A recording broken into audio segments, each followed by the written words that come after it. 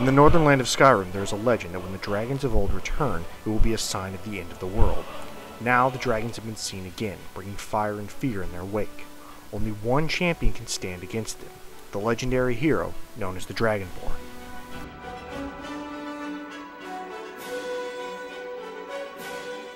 The Elder Scrolls V Skyrim is an action RPG that continues with the previous game's emphasis on exploration and adventure.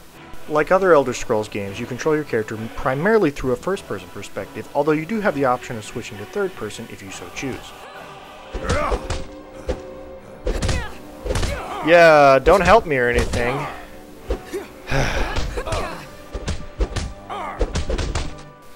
You start off the game as a lowly prisoner, picking your gender and race and appearance, but after that, how your character evolves is pretty much up to you. You can choose to be a fighter, or a wizard, or an archer. You can brew your own potions, you can make your own armor and weapons. There's a ton of stuff to do, as well as quests to go on, characters to meet, and plenty of places to explore and plunder. And whatever actions you decide to undertake, that's what you get better at. If you fight a lot with swords, then your character gets better at melee combat. If you use a lot of magic, your character becomes a better wizard.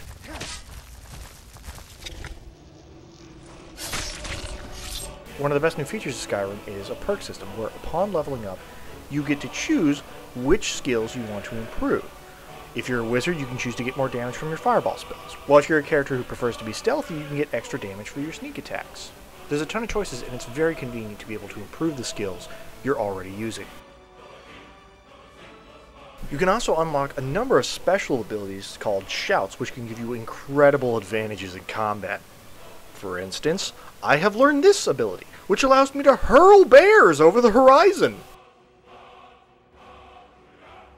On top of all this is the game's most prominent feature, its big open world, and this is the emphasis of not just the gameplay, but also the narrative.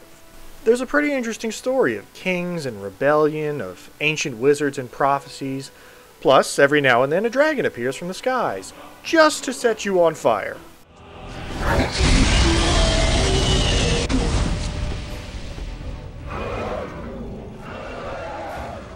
Now, it's not a perfect experience. For instance, with a world this large, with so many NPCs, occasionally you are going to find people with near identical voices, even inside the same towns if they're large enough.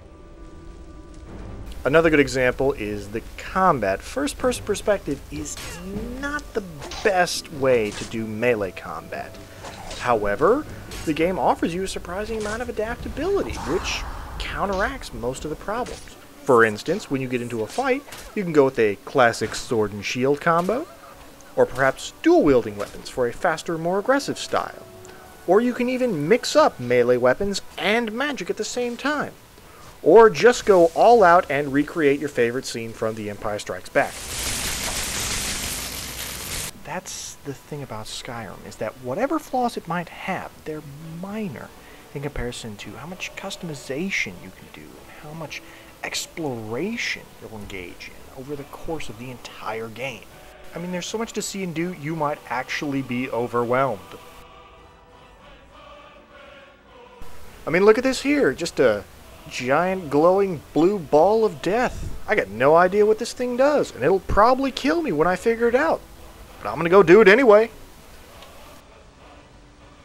Ultimately, Skyrim is one of those games that's very easy to recommend. This is a 4-star RPG.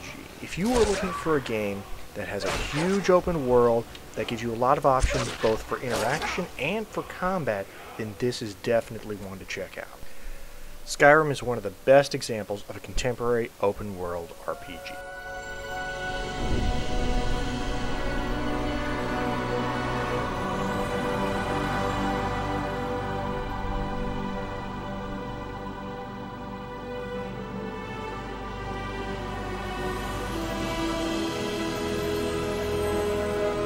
Ever rule.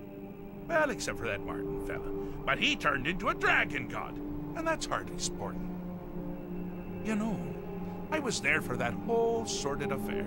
Marvelous time. Butterflies, blood, a fox, a severed head, ho ho ho, and the cheese! Oh man, I love this guy.